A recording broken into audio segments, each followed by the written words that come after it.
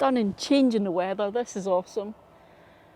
And I thought I would do the usual fun garden tour update, just fun video. But I was thinking, let's do something a bit different. Let me give my mate Audrey a phone and see if she'll join us, and we'll just have fun with two gardens. So hang on.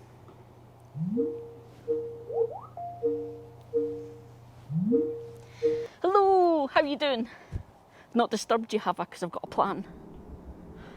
Excellent, awesome. Right, here's the idea. Since you're not busy. Yeah. I know. I'm going to do my garden tour video thing. Well, actually, I'm currently filming right now, so you're on camera. Do you fancy joining me and making it into a kind of our gardens thing? How's this for an idea? I thought, how about we do a compare type thing? Your garden, my garden, where you are compared to me, how we garden, what we grow. We'll just some fun. Nothing serious.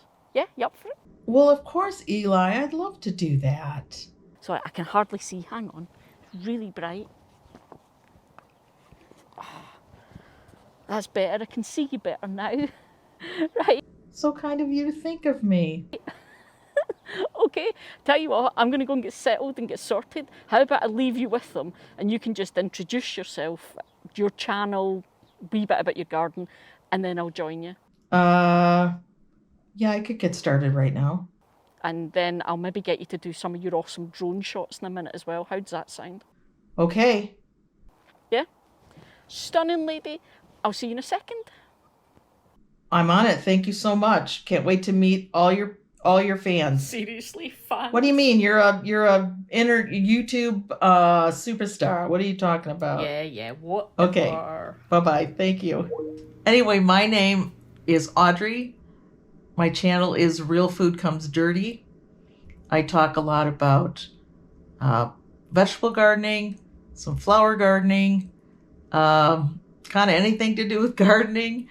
I also have a website that talks about where we do some recipes on what to do with your harvest and how to preserve your harvest.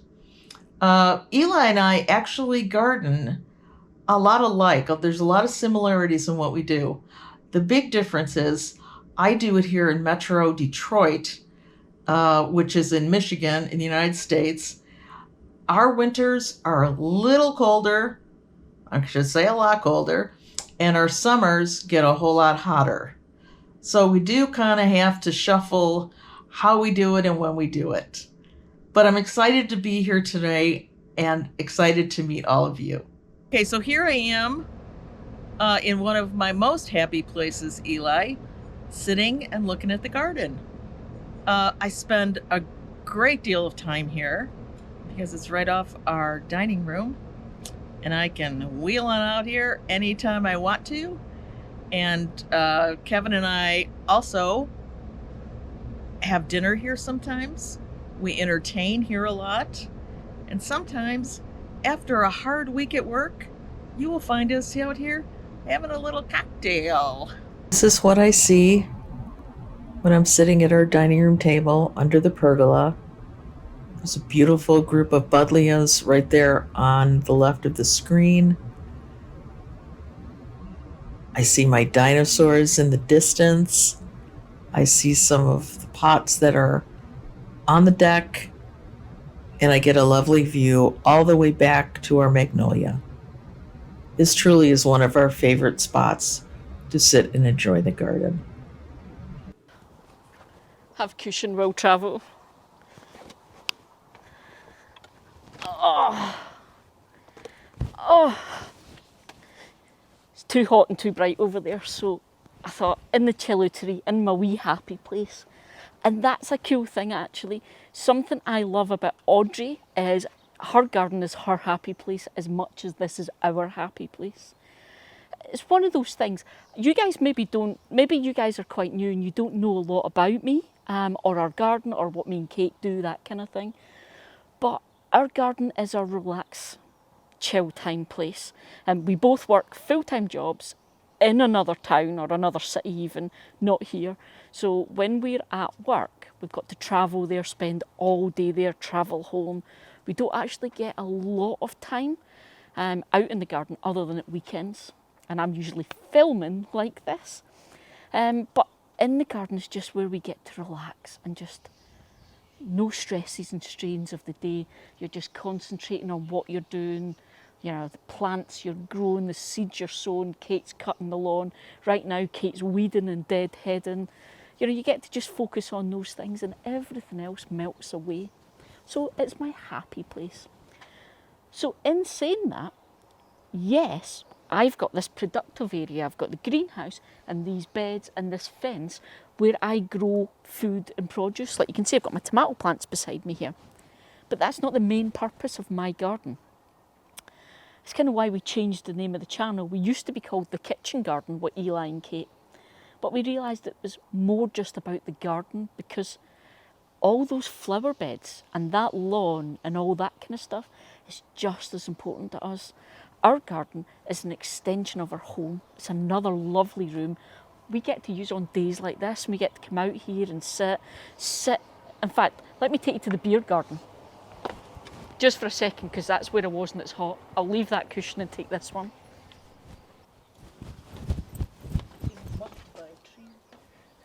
Well, Kate's getting mugged by a tree. It's not really a tree, it's an elderbush. This is the situtery. I was saying about how our garden's more than just the veg beds. Situtery. I'll let you get back to it. I'm back here. So that is the chillutery over there. This is the beer garden. I stole Kate's cushion. This is my seat, that's Kate's seat. This is where we'll sit of an evening, or even we sat and had lunch here today and just chill. So it's important that when we look out that way, what we see is nice. It's nice. This area is nice that we're sitting in. So that's why I was saying it's not just about the produce, which is awesome and we love it, but it's every bit as much about it being a nice place. And that's why we have all these wee areas. Audrey, what about you? Tell us more about your happy place then. There are a lot of places in my garden that I love to look and see what's growing and flowers that are blooming. But this is by far one of the most magical places in the garden for me.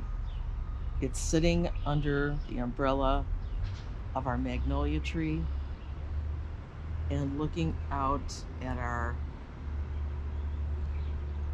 big part of our garden, which is some of our large raised beds and what we prefer to call Kansas, because it's just such a large part of our in-ground growing. But here in the mornings, the sunlight just kind of dappling through is so beautiful, and I wish you could feel the breeze that's going on right now. Tell us about your garden, your style of the garden here. What do you grow in your garden? What's the style, you know, all that kind of stuff. And I tell you what, throw in one of your drone shots, because I can throw in one of mine to give an example of where all these places are. Yeah, so awesome drone shots, Audrey. Do you want to see my drone shots? Yeah, I don't quite have the same drone as you. This is how we do mine.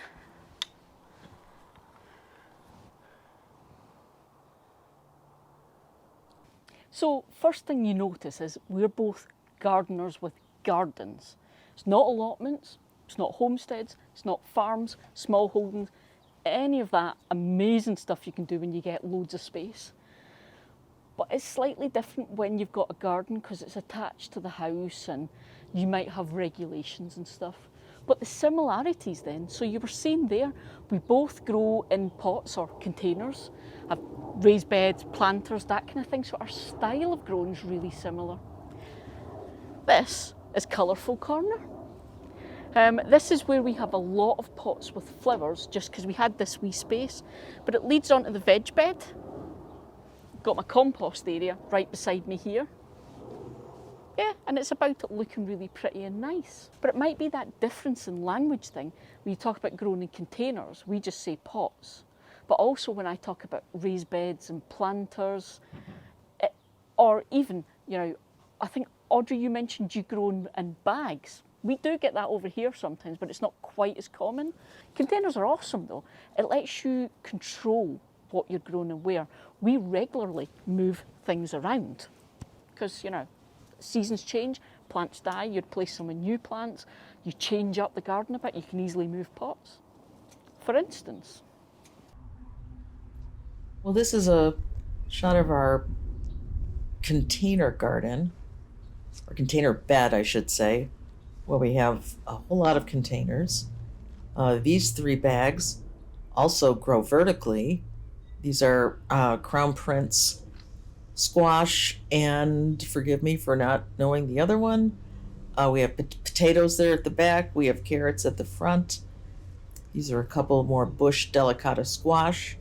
In this back row, I have 24 determinate tomato plants that I use for putting up tomato sauce, roasted tomatoes. Anyway, we do a great harvest from these. And in between each of these pots, I have ginger growing at ground level. I just try to take advantage of every little space I have. This bit has changed a lot over the years. So I've just come from Colourful Corner. This was originally a planter that had that big elder in it, but it didn't do so well, so we moved it and put it in a planter over there. And we then put herbs in this bit. But as we've gone, we've added, so we've now got aquilesias in a pot, there's a sea holly in a pot, there's the osteopernums, you guys know they're my favourite flowers at the moment. There's a couple of hebes that look really poor. But we've also realised that part of this area is constantly in the shade. So we're able to just pick pots up and move them when we discovered that. So container gardening just is so versatile and awesome. And we have a bunch of containers there, bunch of containers here, bunch of containers there. We've got a big raised planter over there. We've got the pallet planter on the wall because you can do container garden vertically. Audrey, have you got any vertical planting going? Do you get any arches or anything like that? I also do some gardening in these vertical planters called green stalks that I think might only be available here in the US. So it kind of counts as a container and a vertical garden. I have one of strawberries, one of kales, just kind of every shape and color. They're so good and they do so well in here. And the last one is I'm converting this into my herb garden because I can't overwinter rosemary where I live, and I'm hoping if I could pop this whole thing in my garage, I might end up with rosemary in the spring. This is one of my favorite vertical spaces that I have. These are cattle panels that are 4 feet by 16 feet, and they are attached to my raised bed, and then they reach all the way over to the other raised bed. There you go. Started. I have cucumbers growing on both sides. This cucamelon that looks very scrawny right now will, by the end of the season, own this cattle panel because it will put out an amazing amount of growth.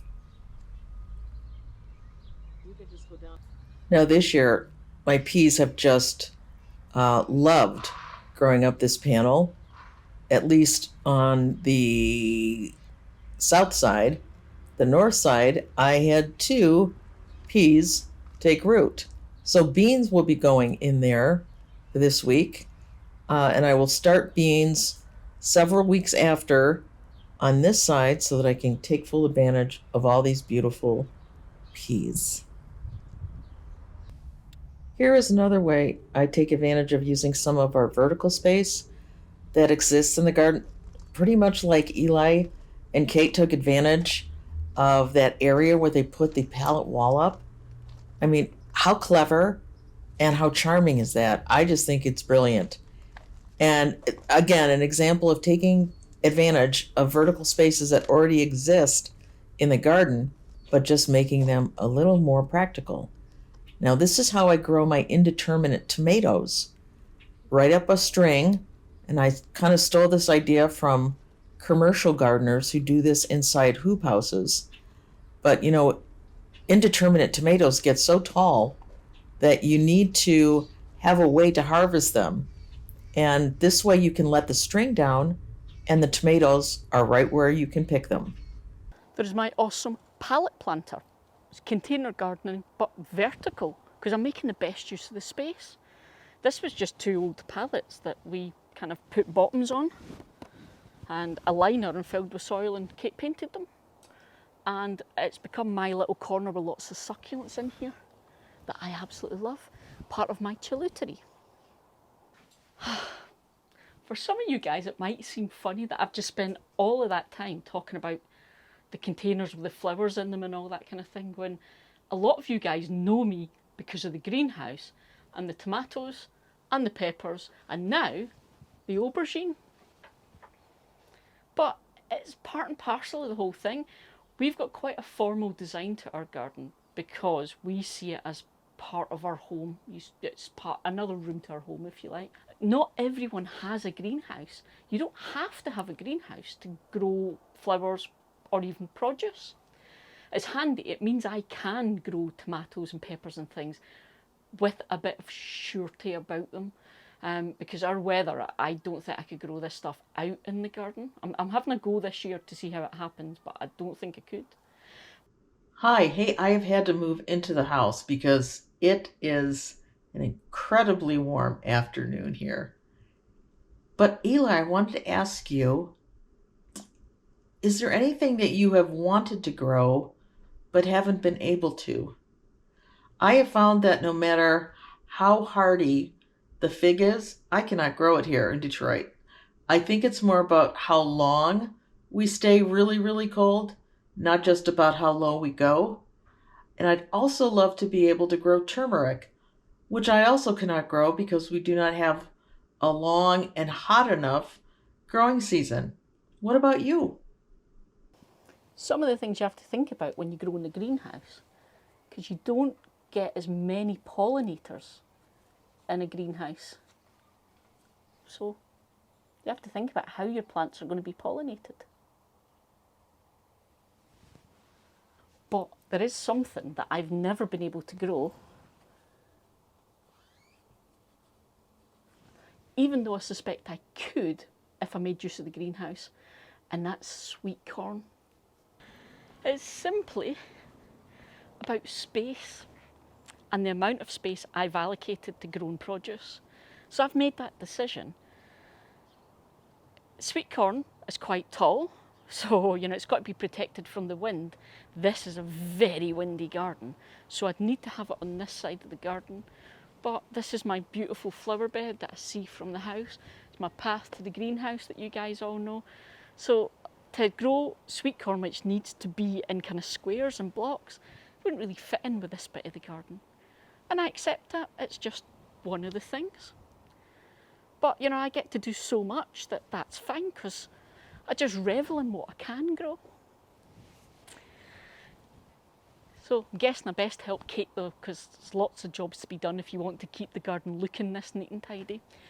Audrey, do you want to take us out then? Hope that was fun and a wee bit interesting. Until next time, see you folks. Did I do that right, Eli? Did I say it correct? That was perfect, Audrey. Thank you so much for sharing your garden. I really enjoyed that, and I bet everyone else did. Remember, folks, if you like Audrey's stuff, pop over to her channel, Real Food Comes Dirty, and give her a wee subscribe if you like it, because she really should have hit the 1,000 subscribers by now. It's just not fair, this YouTube, sometimes. See you, folks.